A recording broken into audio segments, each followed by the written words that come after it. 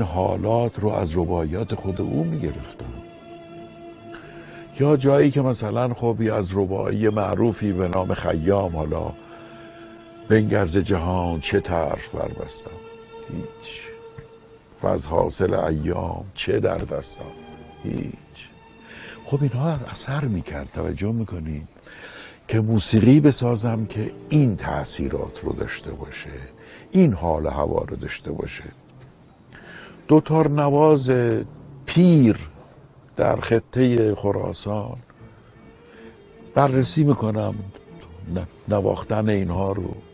پیرمردیست چنان با خش ساز میزنه، چنان این ناخنهاش صفحه دوتارشو میخراشه و صدای خودش هم خراشیده میشه وقتی حرف میزنه.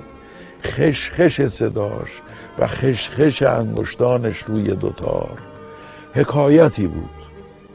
من اونجور میشنیدم، وگرنه هر کی میشنوید ممکن بود بگن آخه این شنیدن داره، 1 ساعت نشستی داری اینو گوش میدی.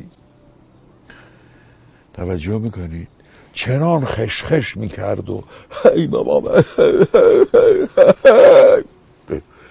خب حالا اینو هر کی بشنوه میگه این چی داره میگه، انقدر تو مجذوب این شدی.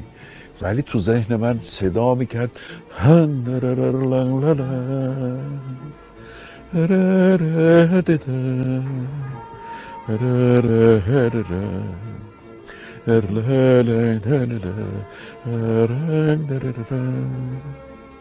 اینجوری میشنیدم. توجه میکنید اونجوری نمیشنیدم. عجب ملودیه. و جالب همین سبب شد که یهو زمزمه کنم ده گرچه دری بادیه بسیار شتاب، یک موی ندانست ولی موی شکار. هم در دل من 1000 خورشید بتافت، آخر به کمال ذره‌ای راه نیافت. رنگ رنگ رنگ ردردن رام رنگ ردردن. توجه میکنید یعنی اینجوری صدا میکرد در ذهنم. یعنی میتونم بگم تأثیری که خشخش ستار دوتار این پیرمرد روی من داشته، روی موسیقی، هیچ کدوم نداشته. خب اثری به وجود آمد با این حال هوا.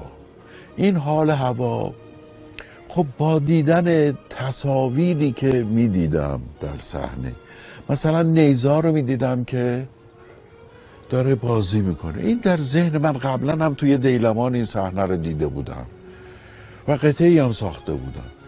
دقیقا همین حالت تو ذهن من پدید می آمد.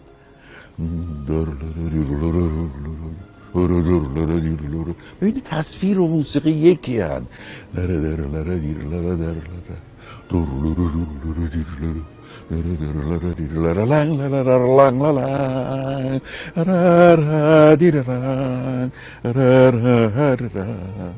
توجه میکنید؟ خب این میشد که این موسیقی به وجود می آمد.